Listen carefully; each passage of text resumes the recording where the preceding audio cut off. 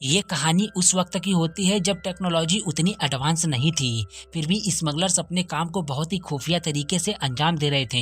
इसी बीच मछुआरों के एक परिवार को दिखाया जाता है जो अपनी जिंदगी बहुत ही मुश्किलों से बिता रहे थे, क्योंकि उनके शहर में एक केमिकल फैक्ट्री लगी थी, जिस वजह से किनारे की सभी मछलियां यहाँ से दूर चली गई थी और इनके बिजनेस का डाउनफॉल चल रहा था।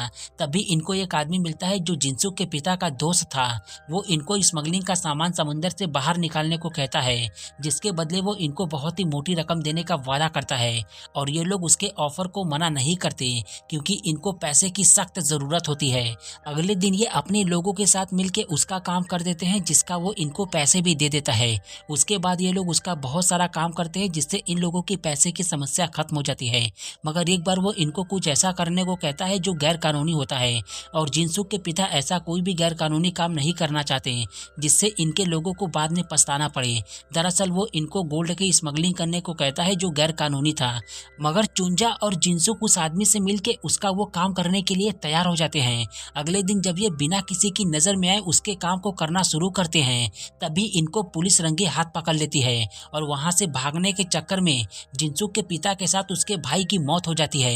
ये देखकर वो शॉक्ड हो जाती है और पुलिस वहां पे सभी लोगों को अरेस्ट कर लेती है। मगर चुंजा उनकी नजर से बच के भागने में वहां से कामयाब हो जाती है। जेल में जिनसुक के पास उसी के साथ काम करने वाली औरतें आके उससे बताती हैं कि चुंजा ने ही पुलिस को खबर दी थी। अगर उसने ऐसा नहीं किया होता तो वो वहां से क्यों भागती। और कहीं ना कहीं जिनसुक भी उसको अपने पिता और भाई की मौत की वजह समझ रही थी। इसलिए वो हैमर से कहती है कि तू उसको कहीं से भी ढूंढ निकाल। इस घटना के 3 साल बाद चुंजा अब सियोल सिटी में स्मगलिंग का काम कर रही थी। उसको वहां पे कुछ लोग पकड़ लेते हैं। दरअसल वो सभी लोग क्वान के लोग थे जो डिटेक्टिव के भेष में स्मगलिंग की दुनिया का बेताज बादशाह था, और वो इसके पास आके इसको जान से मारने की धमकी देता है, क्योंकि चुंजा ने इसके इलाके में काम करने की कोशिश की थी, वो भी बिना उसकी मर्जी के। इसलिए वो खुद की जान बचाने के लिए उसको एक बहुत ही बड़ी ऑफर देती है, जिसे वो मना नहीं कर पाता, क्योंकि इसका उसमें करोड़ों का फायदा होने वाला था। दरअसल चुंजा उसको भूसान में स्मगलिंग करने को कहती है, क्योंकि इतने सालों में एक बार भी उसका कोई भी माल भूसान में नहीं आया था, और ये उसके सभी माल को वहां के कस्टम पुलिस से बचा के इसके बिजनेस को पूरे भूसान में फैलाएगी। ये सुनकर वो उसके साथ काम करने के लिए तैयार हो जाता है। उसके बाद वो वहां से वापस आने के बाद सबसे पहले को से मिलती है, जो कभी एक कैफे में काम करती थी, मगर अब वो कैफे उसी का हो चुका होता है। और वो इसको देख के बहुत ही ज्यादा हैरान हो जाती है, क्योंकि उस घटना के काफी सालों के बाद ये वहां पे आई थी, और ये उसको अपने साथ काम करने का ऑफर देती है, जिसके बदले में ये उसको बहुत ही मोटी रकम देगी। ये सुनकर वो उसके साथ काम करने के लिए तैयार हो जाती है। और अब जिनसुक भी जेल से बाहर आके अपने लोगों के साथ मिलके वो जिनके लिए काम करती थी, इनके काम करने के बाद भी वो लोग पूरा पैसा नहीं देते हैं। इस बात को लेके इनके बीच में बहस चल रही थी। तभी वहां पे हैमर आ जाता है, जो कभी इसके पिता के लिए काम करता था, मगर हालात बदलने के बाद अब जिनसुक अपने लोगों के साथ मिलके उसके लिए काम करती है। दरअसल यहाँ पे जितना भी 2 नंबर का काम होता है वो सभी इसी के अंडर होता है, और वो सारा माल जिनसुक अपने लोगों के साथ मिलके समंदर से बाहर निकालने का काम करती है। इनको आपस में बात करते हुए चुंजा भी देख रही थी, इसलिए वो हैमर से मिलके उसको भी अपने साथ काम करने के लिए तैयार कर लेती है, जो अब कुचोंग का लीडर बन गया था। उसके बाद वो क्वान को कॉल करके डील फाइनल करने के लिए उसको कुचोंग बुलाती है। इसकी बात सुन के वो कुचोंग आने के लिए रवाना हो जाता है, और चुंजा हैमर के साथ है। ये सुन के जिनसुक, जो उसका कई सालों से इंतजार कर रही थी, ये उसके पास जाके उससे कहती है कि तुम हम सबको जेल भेज के यहाँ से भाग गई। साथ ही वो हैमर से कहती है कि अगर ये तुम्हारे साथ काम करेगी तो हम में से कोई भी तुम्हारे लिए काम नहीं करेगा। ये बोलकर वो वहां से निकल जाती है। उसके जाने के बाद हैमर इससे कहता है कि उनके बिना यहाँ पे काम करना बहुत ही मुश्किल है। अगर तुमको यहाँ पे काम करना है तो सबसे पहले अपने रिश्ते को ठीक करना होगा, तभी हम काम कर पाएंगे। अगले दिन चुंजा हैमर और क्वान को डील फाइनल करने के लिए मिलवा देती है। डील फाइनल होने के बाद चुंजा इससे कहती है कि लेकिन वो औरतें तो आपके साथ काम नहीं करेंगी, तो यहाँ से माल कौन निकालेगा। ये सुनकर हैमर उसको समझाने की कोशिश करता है, लेकिन चुंजा उसकी बात को रोकते हुए कहती है कि अगर आप उनकी शर्तों को पूरा करेंगे तो मैं उनसे बात कर सकती हूँ। ये सुनकर क्वान हैमर से कहता है कि अगर चुंजा मैटर को हल कर सकती है तो तुमको इसकी सारी शर्तें माननी होंगी, और मेरा माल गिरने से पहले उन औरतों का मैटर सॉल्व हो जाना चाहिए। शाम को जिनसुक अपने लोगों के साथ मच्छी मार्केट से वेस्ट मटेरियल फेंकने का काम कर रही थी, जिससे ये पता चलता है कि इनकी हालत पहले से भी ज्यादा खराब है। तभी इसके पास चुंजा के इसको समझाने की कोशिश करती है, साथ ही वो उसको अपने साथ काम करने का ऑफर भी देती है, मगर जिनसुक उसकी बात को इग्नोर करके वहां से जाने लगती है। तब वो उससे कहती है कि अगर तुम्हारा मन बदले तो मैं तुम्हें को के कॉफी शॉप में मिलूंगी। अगले दिन टफी नाम की औरत जो इसके साथ काम कर रही थी, अपनी हालत को वो देखते हुए अब वो दूसरे के साथ काम करने लगती है, मगर पानी में उसके ऊपर शार्क ने हमला कर दिया था, जिसमें वो अपने एक पैर को खो बैठती है और इनके पास इतना पैसा भी नहीं होता है कि ये उसके हॉस्पिटल का बिल पे कर सके। दरअसल उसके पति का एक हाथ नहीं होता है। ये देख के जिनसुक अब चुंजा के पास जाके उसके साथ काम करने के लिए हाँ कह देती है, क्योंकि इनको ज्यादा पैसे की जरूरत होती है और दूसरा काम करके इनको उतना पैसा नहीं मिल सकता।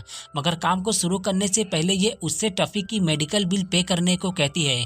ये सुनकर वो मान जाती है, इसलिए अब ये सभी उसके साथ मिलकर समंदर से स्मगलिंग का सामान निकालना शुरू कर देते हैं और कस्टम पुलिस से बचने के लिए ये लोग उनके आने से पहले ही सारा माल निकाल लेते हैं।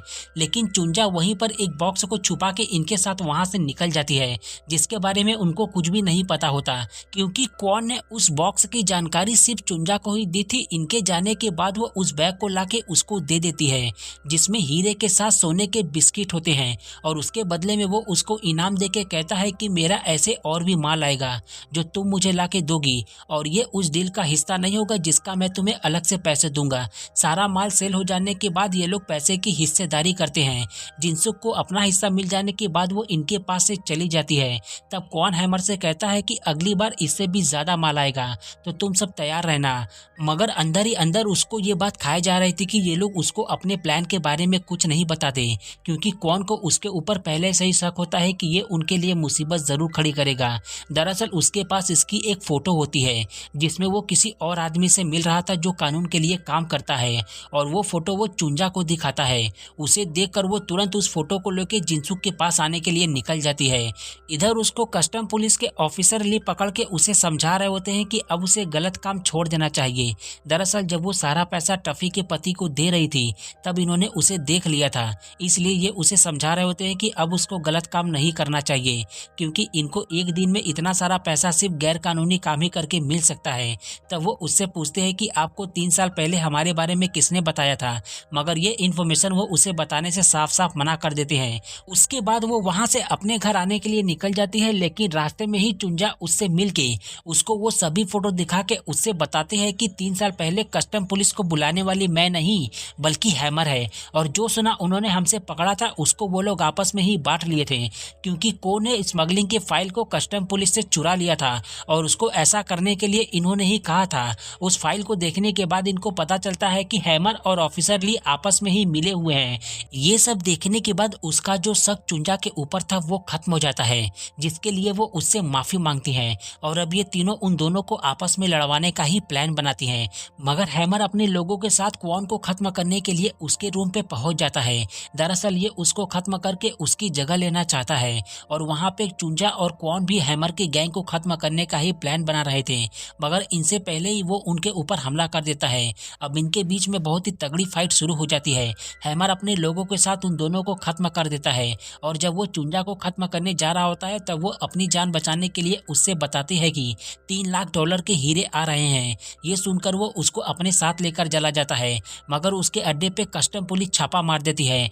दरअसल ऑफिसर ली को ये पता चल गया था कि उस फाइल को नहीं चुराया है, इसलिए ये उसको पकड़ के उसी फाइल के बारे में उससे पूछताछ कर रहा था। तभी जिनसुक इनके पास आके इनको बताती है कि हैमर कुछ गुंडों को अपने साथ ले जाकर क्वान और चुंजा को खत्म करने के बाद वो आपको भी खत्म कर देगा, क्योंकि अगले दिन $3 लाख के हीरे आने वाले हैं जो वो किसी को नहीं देना चाहता है। अब तक तो वो उन तीनों को खत्म कर दिया होगा, यानी कि अब अगली बारी आपकी है। ये सुनने के बाद वो अपने डिपार्टमेंट के सभी ऑफिसरों को बुला के उसके अड्डे पे छापा मार देता है, जिसमें वो सभी को पकड़ लेता है। तब ऑफिसर ली हैमर से उसकी तिजोरी का पासवर्ड उससे पूछता है, और जब ये उसको ओपन करता है तो इसको वही फाइल उसमें दिख जाती है जिसको को ने चुराई थी, क्योंकि उसने एक दिन पहले ही हैमर की गैर मौजूदगी में ही उसने उस फाइल को उस तिजोरी में रख दिया था, जिसके बारे में उसको कुछ भी नहीं पता होता है। और ये तीनों अपने प्लान में कामयाब हो जाते हैं, जिससे वो दोनों एक दूसरे के ऊपर ही शक करना शुरू कर देते हैं। इसलिए अब ऑफिसर ली खुद ही उन सभी हीरो को पाने के चक्कर में पड़ जाता है। इन सब को वो बोट से उस जगह पे लेके जाता है जहाँ पे सारा माल फेंका गया था। वहाँ पे वो जिनसुक के लोगों को गन पॉइंट पे लेके उनको पानी में से सारा माल निकालने को कहता है, मगर ये लोग नीचे जाने से मना कर देती है क्योंकि वहाँ पे शार्क है। इनके मना करने के बाद वो इनको जान से मारने की धमकी देकर उनको पानी में भेज देता है। इनके जाने के बाद वो खुद ही अपने आदमी को हैमर के हाथों मरवा देता है। उसके बाद वो उसको भी अपने आदमियों के साथ उनके पीछे पानी में भेज देता है ताकि ये लोग उनको नीचे ही खत्म कर दें, मगर ये सभी खुद ही मारे जाते हैं। मौका मिलते ही कोबी ऑफिसर ली को पानी में लेके कूद जाती है जिससे उसकी भी मौत हो जाती है और जिनसुक अपने लोगों के साथ उसको बचा के बोट पे लेके चली जाती है। मगर अभी भी हैमर बचा होता है जो उस बैग के साथ बोट पे आ जाता है और ये उन सभी को गन पॉइंट पे लेके फिर से उनको पानी में भेज देता है। ये लोग बोट के हैंगर को चट्टानों में नीचे फंसा देती हैं जिससे वो आगे ही नहीं जा पाता। ये देखकर हैमर उसको छुड़ाने की कोशिश करता है, तब ये लोग उसका फायदा उठा के अब उसको ही गन पॉइंट पे ले लेती हैं। हैंगर की रस्सी टूटने की वजह से वो पानी में गिर जाता है। उसके बाद ये लोग उसको वहीं पे छोड़ के वहां से निकल जाती हैं। इनके जाने के बाद ही उसको एक शार्क निगल जाता है। उसके मरने के बाद वो सारा माल इनका हो जाता है। साथ ही जिनसुक के पिता की बोट भी उसको वापस मिल जाती है जिसको हैमर ने अपना बना लिया था।